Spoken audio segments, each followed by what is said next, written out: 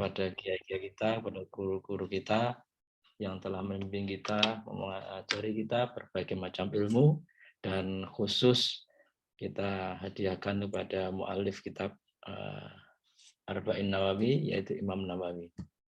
Al-Fatihah. A'udzubillahi minasyaitonirrajim. Bismillahirrahmanirrahim. Alhamdulillahirabbil alamin. Ar-Rahmanir-Rahim. Maliki yaumiddin. Iyyaka na'budu wa iyyaka nasta'in. Ihdinas siratal mustaqim. Shiratal ladzina an'amta 'alaihim ghairil maghdubi 'alaihim waladdallin. Baik, sahabat-sahabat sekalian, malam ini kita alhamdulillah sudah bisa menginjak hadis ke-30 dari kurang lebih 42 hadis dalam kitab Arba'in Nawawi. Bismillahirrahmanirrahim.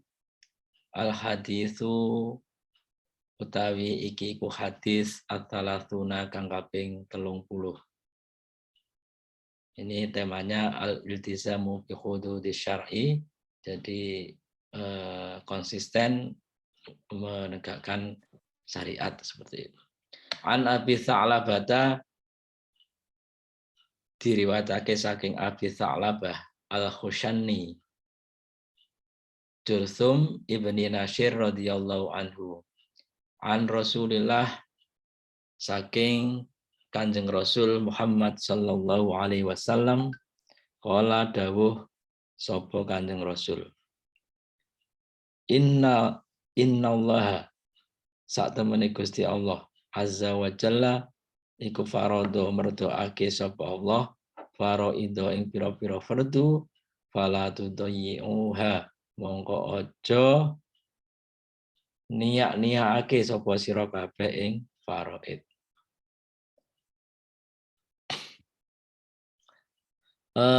Wa hadda lan wus gawe pelanggaran sapa Allah hududan ing pira-pira had. Jadi hukum-hukum kemarin itu kita belajar had itu ya. Fala ta'taduha mongko aja ngliwati sapa sira ing had. Jadi Allah itu sudah menetapkan secara umum, sudah menetapkan apa yang diperintahkan, apa yang dihalalkan, apa yang diharamkan, apa yang diwajibkan, seperti itu ya.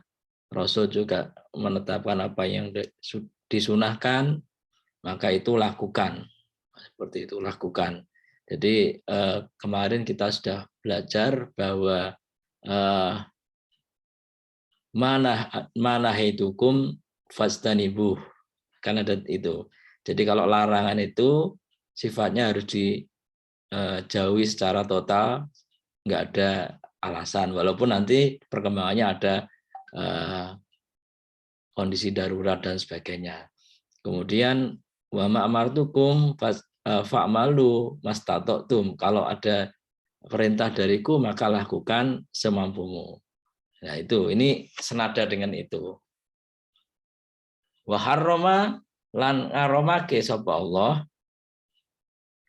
asya'a ing pira-pira suwi-wiji segala beberapa hal.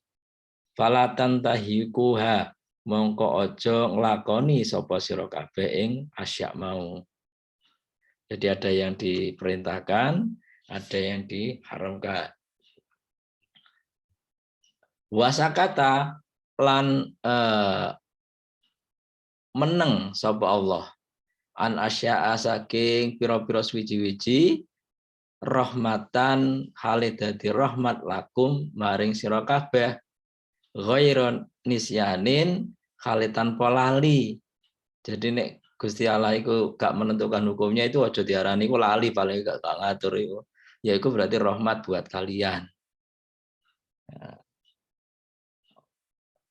Apa hukumnya apa namanya? Sing gak diatur ya itu berarti rahmat. Artinya asal hukum itu adalah ibahah, boleh dilakukan. Kalau nggak ada hukumnya, nggak ada larangannya, jadi tidak ada perintahnya, tidak ada larangannya, berarti itu ibahah, boleh. Bukan berarti Allah itu nisyan lali.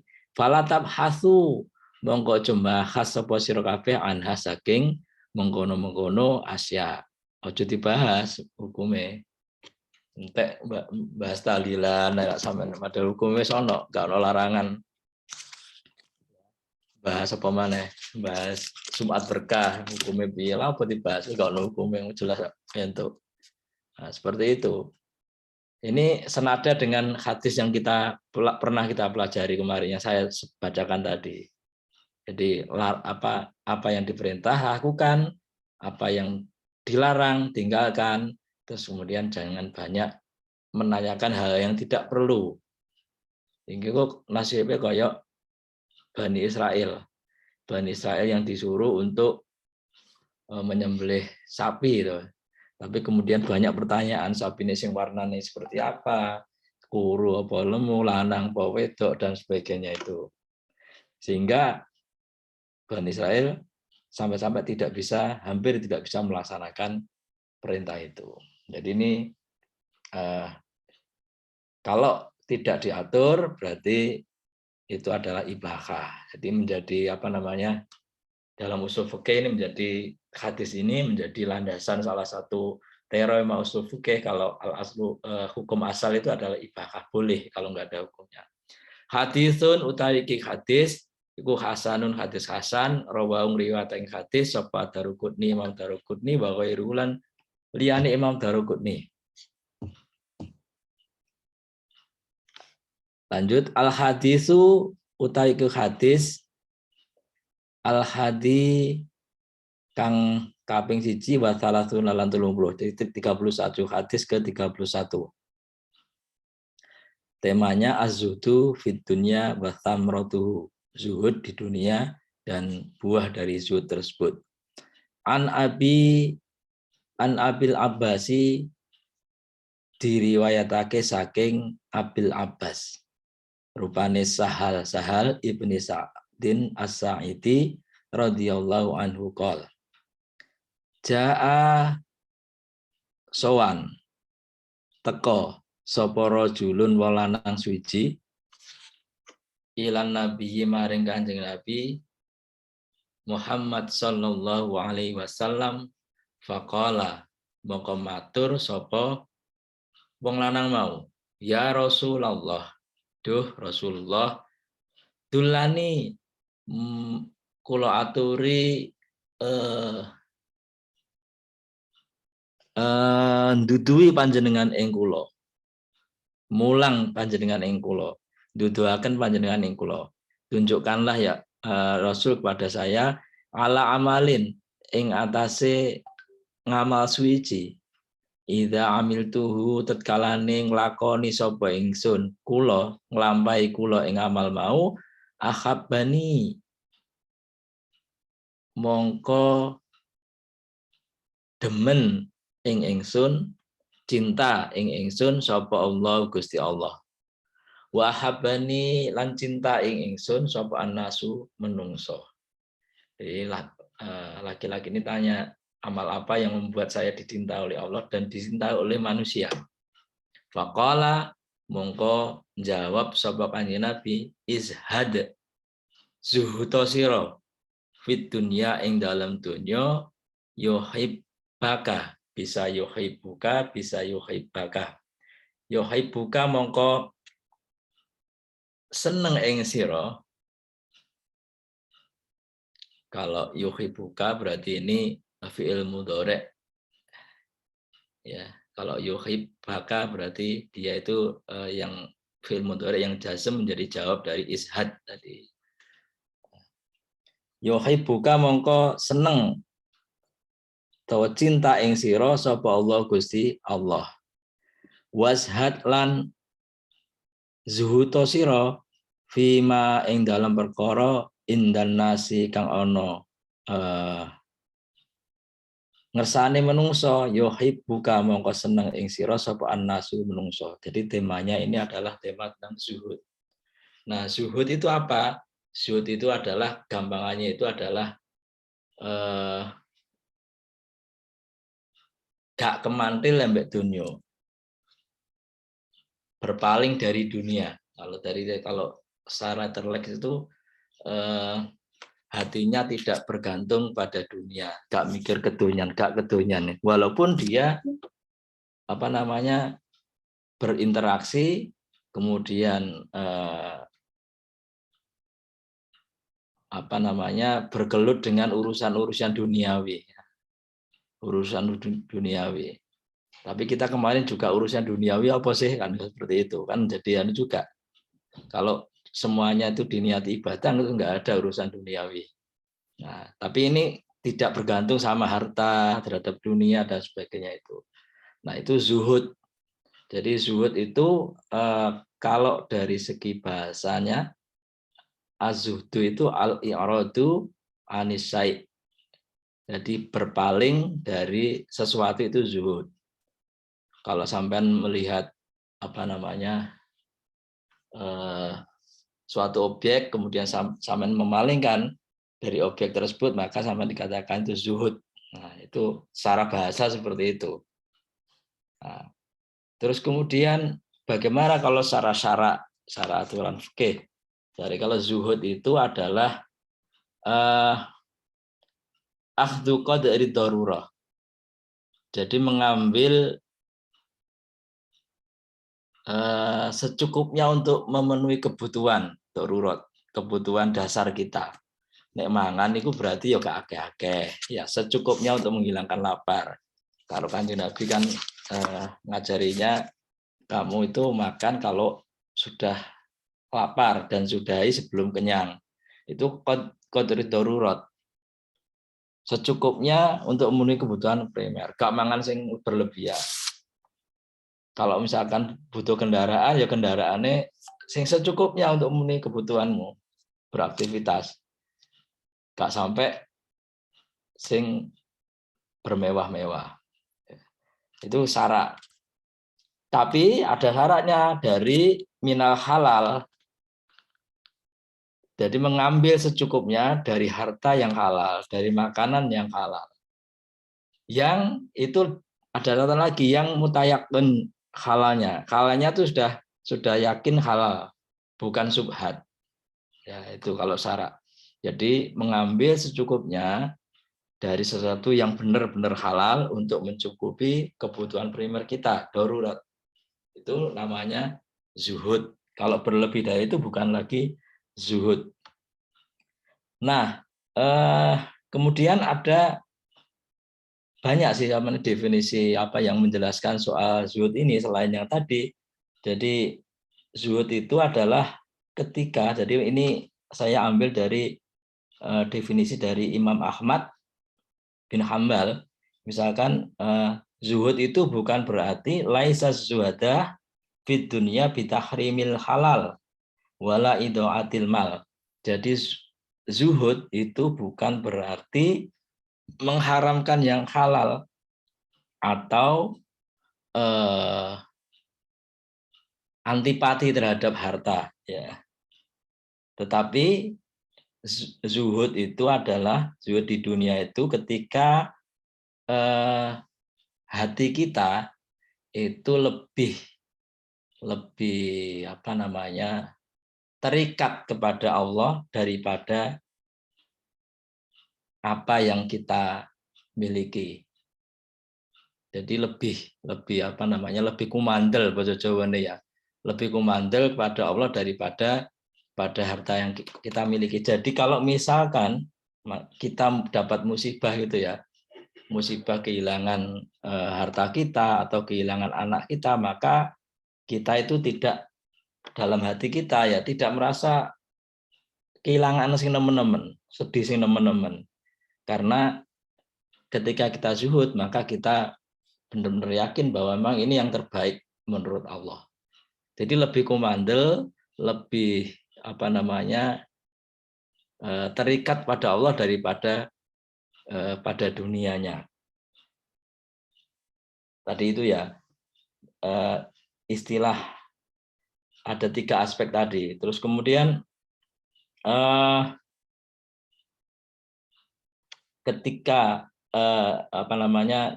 mendapat musibah maka dia tidak terlalu khawatir. Terus dia lebih kumandel kepada Allah daripada apa yang dimiliki. Terus yang ketiga ayastawiya indal abdi hamiduhu wa dhamu fil haq.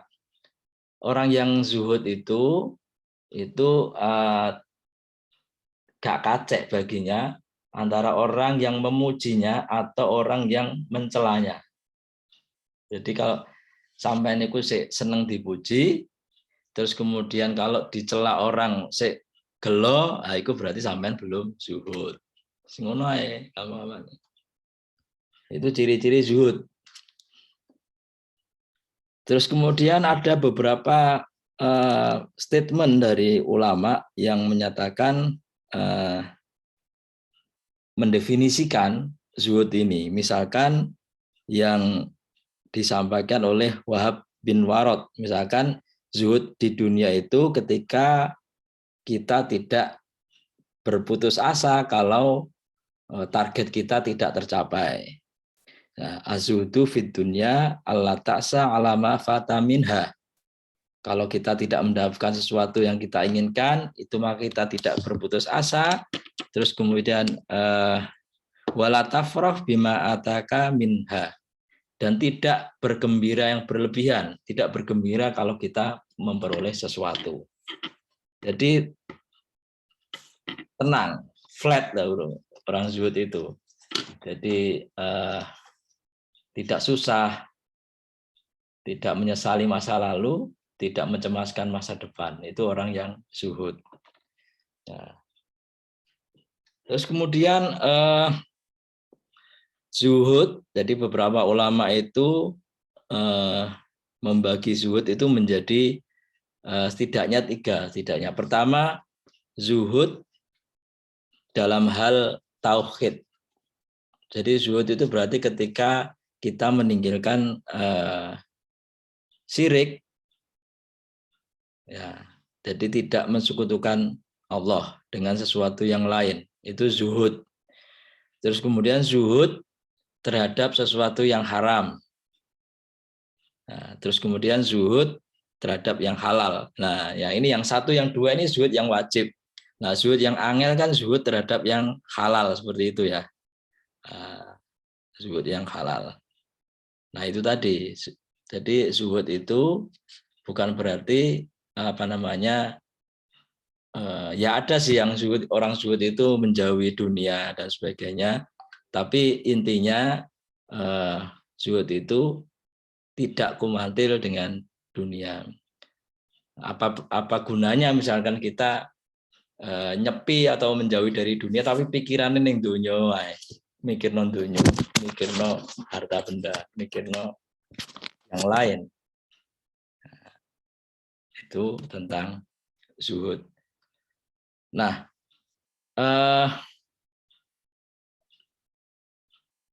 ada sementara kelompok ya menyebut mempraktikkan zuhud itu dia meninggalkan dunia terus kemudian menggantungkan hidupnya dari belas kasihan orang lain. Itu juga tidak benar juga.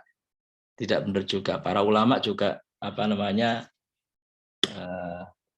itu bukan zuhud yang dikehendaki oleh Kanjeng Nabi. Karena intinya zuhud itu adalah amal, intinya di hati. Zuhud itu di hati, bukan di zahirnya. Bisa jadi orang itu kaya raya, punya macam-macam, tapi dia tidak menyandarkan, tidak kumantil hatinya itu di harta bendanya. Sebaliknya, nek wong sing gak duwe apa-apa terus kemudian mikir nondonya, ya berarti ya bukan zuhud itu tadi. Zuhud itu adalah intinya di hati. Bagaimana dia berjarak dengan dunia, itu zuhud. Hadisun hasanun, utawi iki hadis hasan, rawahu ngriwayataken hadis mau sapa Ibnu Majah wa ghairuhu lan liyane Ibnu Majah biasani daklan pira-pira sanad hasanatin kang bagus. Al haditsus tsani utawi iku hadis kang kaping pindho wa salasuna lan hadis kang kaping 30. An Abi Sa'idin diriwayatake saking Abi Sa'id rupane Sa'd bin Malikin ibni Sinanin al-Khudri radhiyallahu anhu anna Rasulullah sak temene Gusti Rasul Muhammad sallallahu alaihi wasallam qala dawuh sapa Kanjeng Rasul. Jadi hadisnya pendek. La dororo ora ono kemelaratan, ora kena melarati, ora kena gawe bahaya terhadap diri sendiri ya. Wala diroro lan ora kena gawe bahaya, gawe melarati kepada orang lain. Tidak boleh kita dilarang untuk mencelakai atau melakukan sesuatu yang membahayakan diri sendiri, wala diroro dan membahayakan orang lain. Ini untuk banyak hal ya, bahkan termasuk untuk ibadah kita ya. Jadi prinsip di dalam Islam itu tidak membahayakan diri sendiri dan tidak memberikan atau menyebabkan bahaya bagi orang lain. Dalam beragama juga seperti itu. Misalnya makanya di Islam itu poso itu kan, puasa itu kan ukurannya pas ya. Jadi mulai subuh sampai maghrib ya. Kalau lebih dari itu ya wis itu tidak bisa menjadi membahayakan orang. Malah ini ono ajaran poso ngebleng itu berarti kan melanggar prinsip la dororo wala diroro. Nah, prinsip ini juga mendasari misalkan kalau orang lagi sholat misalkan ya, kemudian dia mendengar orang yang minta tolong darurat, maka dia wajib membatalkan sholatnya, menolong orang itu. Ya, itu berarti prinsip la dororo wala tidak jangan sampai sholatnya itu menyebabkan orang lain mendapatkan bahaya. Itulah dororo wala diroro. Atau gini, misalkan seorang orang yang tugasnya menjadi pemadam kebakaran ya, damkar ya, misalkan subuh wis arep mlebu sholat, wis siap-siap sholat subuh, ternyata dia mendapat panggilan untuk memadamkan kebakaran. Maka dia dengan prinsip ini maka ya, apa yang dipilih? Apa sholatnya? Bukan, dia wajib mendahulukan untuk memadamkan kebakaran itu. Sholatnya dia berarti dia wajib untuk mengkodok sholatnya. Jadi ada kalanya kodok itu wajib seperti itu, bukan bukan yang terlarang ya. Kodok itu ada kalanya wajib. Ya kayak orang ket pada kondisi tertentu ya, yang dia mendapati misalkan itu kan wajib kodok juga. Misalkan dia mendapatkan haid ya, haid itu pas maghrib ya, pas maghrib. Nah, seorang wanita haid pas maghrib, tapi maka dia wajib kodok karena dia meninggalkan sholat pas dia dalam kondisi suci. Misalkan maghribnya itu jam 6 lah, jam 6. Dia belum sempat sholat maghrib, jam 6:05 dia menstruasi, maka dia wajib mengkodok seperti itu. Nah ini kondisi yang tadi seperti itu juga. Seorang petugas pemadam kebakaran pada kondisi itu, maka dia wajib kodok, bukan wajib sholat pada saat itu. Atau dokter ya, yang karena panggilan profesinya dia harus melakukan pertolongan pada pasien, maka dia wajib mendahulukan keselamatan pasiennya. Jadi la dororo wala diroro. Prinsipnya tidak membahayakan. Jadi ibadah yang dilakukan di dalam Islam itu tidak boleh membahayakan jiwa seseorang atau membahayakan orang lain. Membahayakan orang lain. Jadi apalagi kalau melakukan pengeboman itu mesti menyalahi ini la dororo wala diroro. Pengobom terorisme itu menyalahi prinsip ini seperti itu. Hadisun hasanun utawi ki hadis kang bagus, rawahu ngriwayatake hadis mau sapa Ibnu Majah wa Daruqutni lan Imam Daruqutni Wa ghairuhuma lan liyane Imam Daraqutni musnadan kali hadis musnad. Jadi hadisnya itu musnad itu berarti hadisnya atau sanadnya itu nyampe kepada Rasul melalui sahabat. Kalau lawannya musnad itu mursal. Mursal itu berarti dari tabiin, jadi tidak disebutkan sahabatnya, itu mursal. Hadis mursal. Nah, ini la dororo wala diroro. Nah, dari prinsip ini tadi saya jelaskan ada beberapa kaidah fikih ya. Kemudian misalkan la taklifa fil islami bima fi doror. Jadi tidak ada kewajiban ibadah yang bisa menyebabkan seorang atau orang lain mengancam jiwanya. Itu yang penting untuk digarisbawahi. Kita lanjutkan.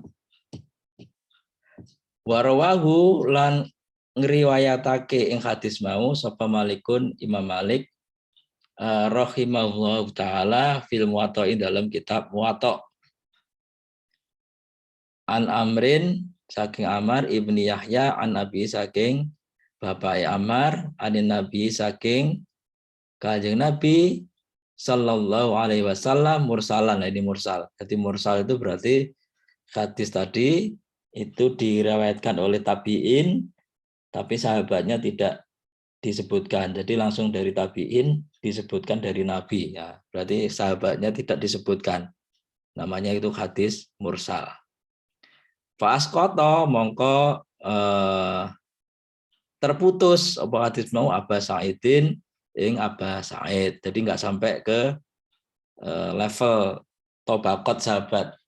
Jadi levelnya di tabi'in. Walahu lan ikut tetap ketu hadis turukun utawi beberapa jalur yakwa kang menguatkan apa ba'dua sebagian jalur mau bibatin lawan sebagian maneh. Al hadis utawi ku hadis asalisu kang kaping 3 wa salasuna lan 30 hadis yang ke-33. An Ibni Abbasin diriwayatake saking Ibnu Abbas radhiyallahu anhuma. Mari kita sudah kenalan sama Ibnu Abbas ya. Ibnu Abbas ini adalah sepupu dari Kanjeng Nabi yang dikenal sebagai meriwayatkan banyak hadis yang terkait dengan tafsir Al-Qur'an. Anna Rasulullah sak temene Gusti Rasul sallallahu alaihi wasallam qala iku dawuh sapa Rasul. Lau yu'ta lamun to den turuti apa den paringi apa sapa annasu menungso bidakwahum kelawan pendakwane menungso ladha mongko yekti dakwa utawa mengklaim sapa rijalun pira-pira wong lanang amwala qaumin ing bandane kaum wa dima'ahum lan getihe kaum menuduh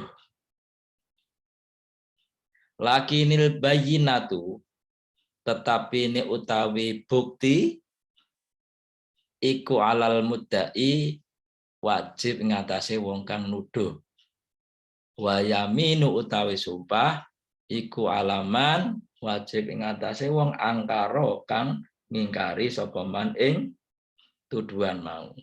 Ini prinsip dalam penegakan hukum Islam syariat ketika berkaitan dengan pidana dan sebagainya atau klaim dari. Jadi kalau penuduh itu wajib membuktikan tuduhannya, bukan sebaliknya. Sampean menuduh orang punya ijazah palsu berarti sampean harus membuktikan bahwa ijazahnya palsu, bukan yang dituduh terus disuruh membuktikan ijazahnya enggak, ijazahnya asli, itu kebalik. Ini menyalahi ini hadis ini. Kalau sampean misalkan mengklaim memiliki harta dari itu hartaku, itu tanahku saja nih, maka sampean harus punya bukti. Harus punya bukti. Dan kita sudah belajar misalkan ketika soal kemarin ya ada soal hukum jinayat, hukum hudud zina itu ya. Zina itu kan harus ini disaksikan, buktinya itu 4 orang saksi. Ya, 4 orang saksi. Kalau ini tidak bisa membuktikan 4 orang saksi, maka berbalik arah menjadi qadzaf tuduhan. Nah, itu prinsipnya. Jadi yang menuduh itu harus punya bukti, bukan yang dituduh disuruh membuktikan. Itu kewalik-walik. Ya saya. Wong dhek sing nuduh sampean misalkan tak tuduh punya ijazah palsu, maka saya berkewajiban untuk membuktikan bahwa ijazah sampean palsu. Bukan sampean yang dituduh wajib membuktikan ijazahnya, bukan seperti itu terbalik ya. Hadisun utawi hadis iku hasanun, hadis hasan, rawahu ngriwayatake hadis sapa al Baihaqi, Imam Baihaqi, wa ghairuhu lan liyane Imam Baihaqi, hakadha imkono hadis, wa batu utawi sebagian hadis fi sahihaini ing dalem hadis sahih loro. Jadi kalau hadis sahih loro itu berarti hadis Bukhari dan Imam Muslim. Tak tambahi satu lagi ya. Al hadisu utawi hadis ar-rabi kang kaping 4 basalasun 30, hadis ke-34. An Abi Sa'idin, diriwayatake saking Abi Sa'id Al-Khudri kang bangsa Khudri radhiyallahu anhu qol sami'tu ngrungu sapa ingsun Rasulullah ing Gusti Rasul sallallahu alaihi wasallam yaqulu, dawuh sapa Rasulullah, man utawi sapane wong iki populer sekali. Iku ro alamun weruh sapa man mingkum setengah saking sira kabeh mungkaron ing mungkar. Fa yughayyirhu mongko becik ngubah sapa man ing mungkar mau biadi kelawan tangane man. Fa illam yastati mongko lamun ora kuwasa sapa man, fa bilisanihi mongko kelawan lisane man. Fa illam yastati mongko lamun ora kuwasa sapa man ing fayuwarir dengan lisan, fa biqalbihi mongko kelawan atine man.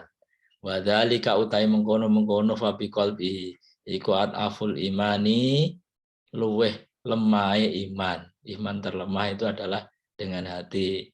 Nek sampean melihat kemungkaran, iso sampean cegah. Nek gak iso sampean nasihati. Nek gak iso meneh, sing penting sampean iku ning ati iku tidak bersepakat dengan kemungkaran itu. Iku selemah-lemahnya iman. Nah, fayughayyirhu ini juga maksudnya kita merubah dengan cara-cara tertentu. Macam-macam tafsirnya fayughayyirhu.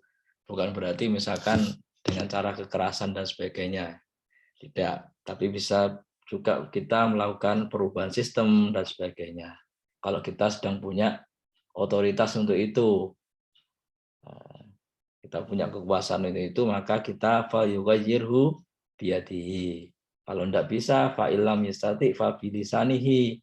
Ini ngomongi, nuturi, nek gak kuasa, maka cukup dengan kita ingkar terhadap perbuatan tersebut. Wa dzalika ataful iman. Ini karena kita target mengkhatamkan ini tanggal 8 ya. Jadi kita mungkin akan sementara ya mengakhiri kajian itu pada hadis berapa ya enaknya? Hadis ke-40 ya nanti. hadis ke-40 kita sudahi dulu untuk kita khatamkan pada tanggal 8. Gitu ya, Ja?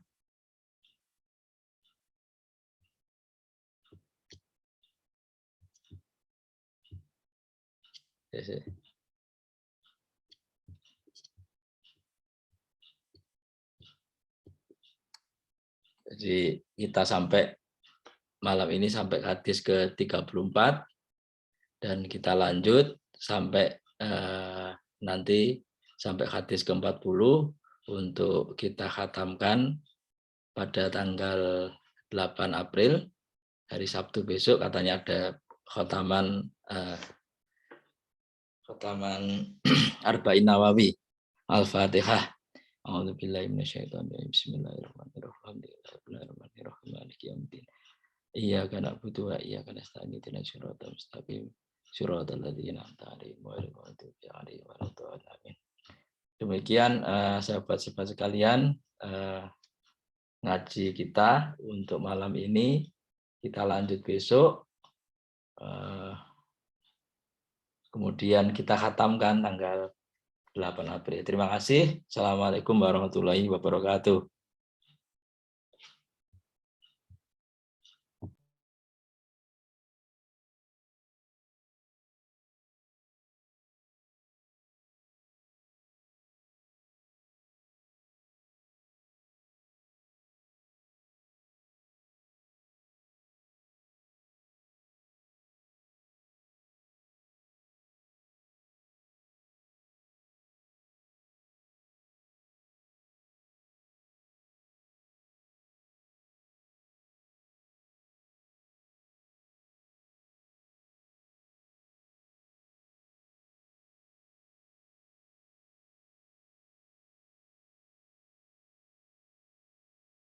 Basri atau sahabat Praja ditutup.